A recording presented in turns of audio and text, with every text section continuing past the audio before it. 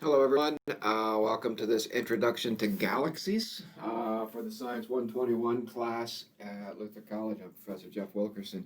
Having ascertained that the spiral nebulae are, in fact, distant galaxies, sort of big island groups of stars like the Milky Way. So huge conglomerations of stars that are bound by gravity so that the stars are held together and vast amounts of empty space between the galaxies from one to the next. So that's what we're talking about here with galaxies. We live in the Milky Way galaxy, and we're one of hundreds of billions of galaxies in the universe. So we talk about the solar system is one system around a star in our galaxy with lots of space in between the individual stars, and then all of those stars add up together to make the galaxy. All of the galaxies then fill out the universe, and this is what we're looking at. And so really what we're interested in here in this little short video is an introduction to the types of galaxies that are out there. And if you look at slides 2 and 3 in your PowerPoint presentation, you will see an introduction to these types. And there are three main types, two really main types. So the three types are spiral galaxies, elliptical galaxies. Those are your major categories. Those make up most of the galaxies in the sky, in the universe, by a long ways. And then you also have irregular galaxies. And these may have been born irregular galaxies, or perhaps more likely, they were another type of galaxy that was gravitationally disrupted by interaction with another galaxy. So got twisted up a little bit and doesn't have the structure of one of these. And so elliptical galaxies, if you look at slide 2 is the Hubble tuning fork diagram of galaxies. And so as you proceed from the left on that slide, you go from E0 to E7. An E0 galaxy is a nearly round galaxy, and an E7 galaxy is a very elongated galaxy. So going from E0 to E7, you go from round to elongated. Understand that this categorization, while helpful for placing things in categories, really doesn't tell us anything physically. Because if you take an elongated elliptical galaxy and you turn it on the end, look at it on the end, it's going to look perfectly round. And so you can't really tell a lot about the actual geometry of the galaxy from this categorization. And then you have an SO category that's sort of in between spiral and elliptical, and it has a condensation that makes it look like it's got a nucleus. It's got a central part that's a galaxy, and more like a spiral galaxy. So elliptical galaxies, let's talk about elliptical galaxies. Elliptical galaxies are pretty uniform across. They don't show this kind of condensation, and that's why this SO or lenticular galaxy is a separate type.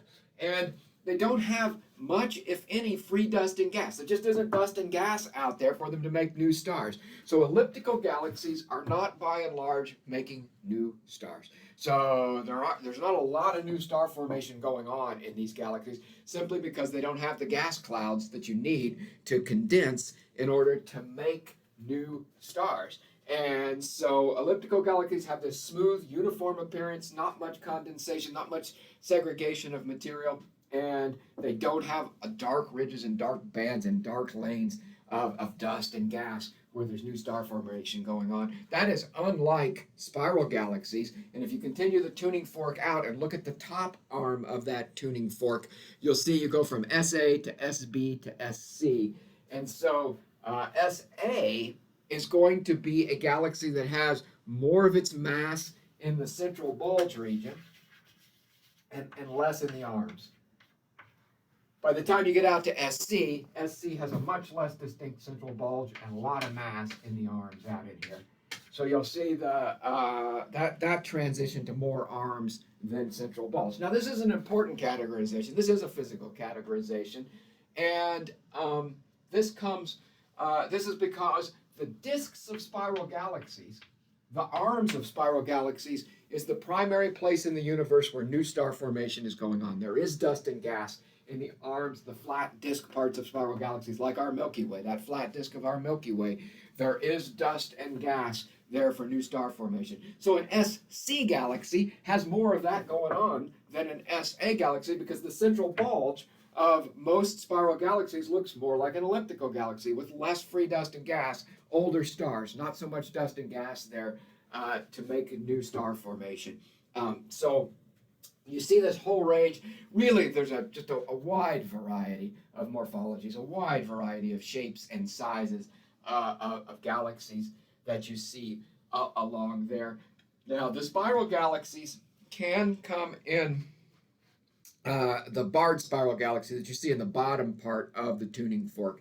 And so the barred spiral galaxies can typically have a central bar across here and two spiral arms out this direction. And so you see this barred structure, but you can still have an SA to an SC, an SBA to an SBC. That would be more central bar, less central bar as you move out this direction. So this is what we're looking at with a tuning fork diagram to discuss, to see these things. If you look at the pictures of galaxies in slide 3, you get a sense of what we were just talking about. The sort of uniform smoothness of elliptical galaxies on the left side of that slide, and the spiral galaxies, the modeled structure of spiral galaxies on the right side.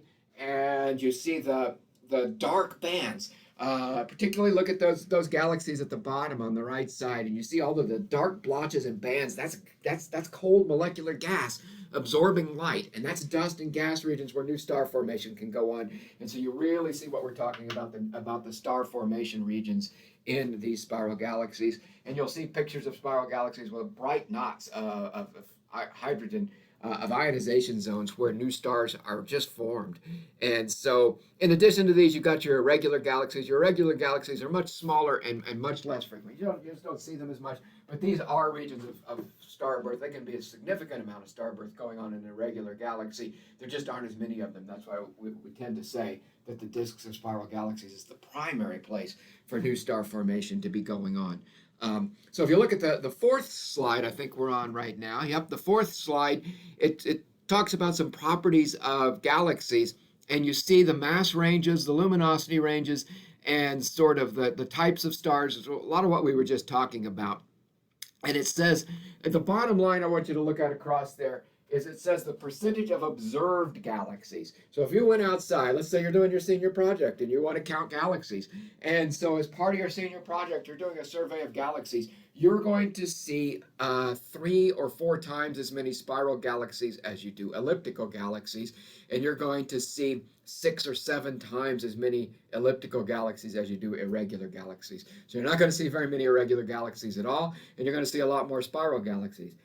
That doesn't mean, remember, we've been trying to hit this idea of observational bias all semester, and that doesn't mean that there are actually more spiral galaxies than elliptical galaxies in the universe.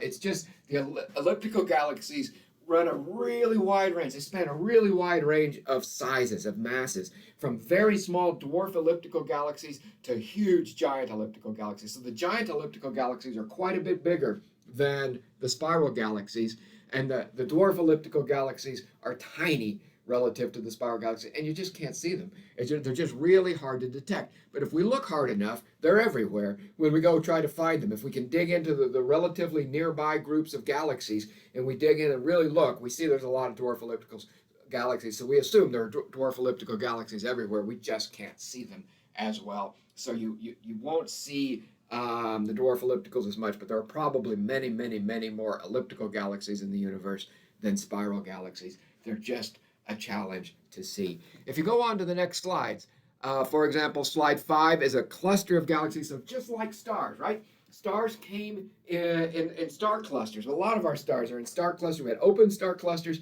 and we have globular star clusters. These live in galaxies. Remember, we're getting our structures right. We're saying this.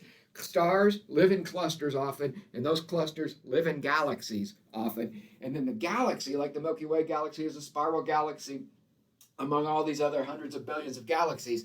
The the galaxies themselves typically live in big clusters of galaxies. So the next several slides for you there are pictures of clusters of galaxies. And what's really common to see is that in a cluster of galaxies, the cluster is often dominated by one or two, maybe three, but one or two big, giant elliptical galaxies. And then you see a whole lot of spiral galaxies around there. And you know there are dwarf elliptical galaxies in there that you can't see. So you'll see one or two giant elliptical galaxies, and then a whole bunch of 8 or 10 or 12 or 15, or depending on how deep your image is, how far you're looking into that cluster, how hard you're looking, you'll see all of these other spiral galaxies around there. And that's what you see here in say slide 5, a couple of giant elliptical galaxies upper right, middle upper right, and then you see the spiral galaxies dotted all around there, especially to the left of those that make form a little ring around there.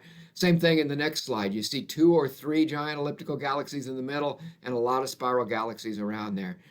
Slide 7, another cluster of galaxies. In this cluster of galaxies, you see a lot of interesting spiral galaxies around there.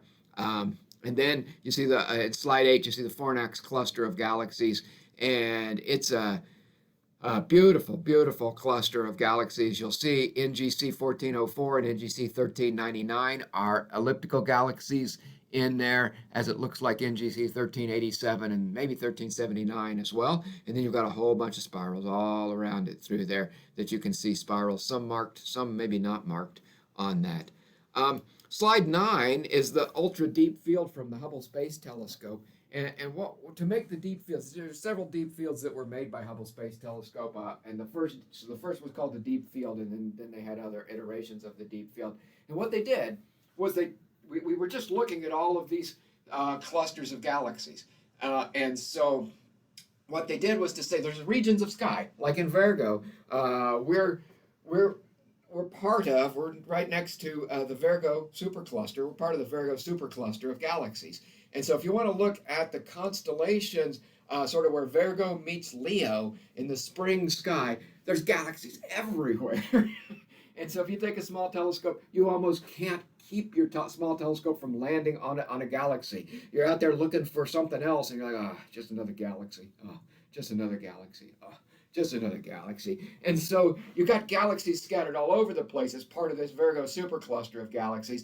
They're really faint little smudges of light in your telescope. So they're not dramatic. They're not the kind of thing you'd look at and say, wow, isn't that the most beautiful thing you've ever seen? But what is dramatic is how many of them there are. And when you think about them being groups of stars, each individual galaxy being a group of stars with tens or hundreds of billions of stars like the Milky Way, that starts to become something special as you just hop from galaxy to galaxy to galaxy to look at that. So you start in Virgo, go up to Leo, go up to Canis Venatici, on up to Coma Berenices, and around the Ursa Major region. And you've got just this really rich region of galaxies in the spring sky. That said, there are other parts of the sky where you don't see a lot of galaxies. And that's where these various Hubble deep fields were shot, was to say, hey, what happens if every time Hubble orbits, we just open the camera up and look at this spot where we don't really see much of any galaxies from the ground? What do we see? It's a barren region of the sky. And just orbit, and just expose and expose and expose and expose and look really deep in this region. And what you see is something like what you find in slide 9, that Hubble ultra deep field, where basically everything that's in there is a galaxy. I'm looking at it right now. There's way at the top, the very, very top edge of the frame, to the left of where it says HST, you will see a star that has anytime you see diffraction spikes like that, the diffraction cross, that's a star. And so you'll see a yellow star up there, and at the bottom of the frame, you see a white star right above the HUDF lettering down in there. So you can start to find a few stars, but everything else is a galaxy. All of these galaxies out there. So the sky is just tiled with galaxies wherever you look. Galaxies. And that's where various people will have estimated various numbers at various times. But there's probably at least, I would say, 800 billion galaxies in the universe from images like this, where you add these things up and count how many galaxies you see, to say, I wouldn't be surprised if there's 1 trillion galaxies in the universe or more. But 600 is, that's an old number. 800 is almost certainly true, at least, and probably significantly more than that. So that's our introduction to galaxies of various types and what's going on. And we'll be back to talk about the Hubble law here in just a moment.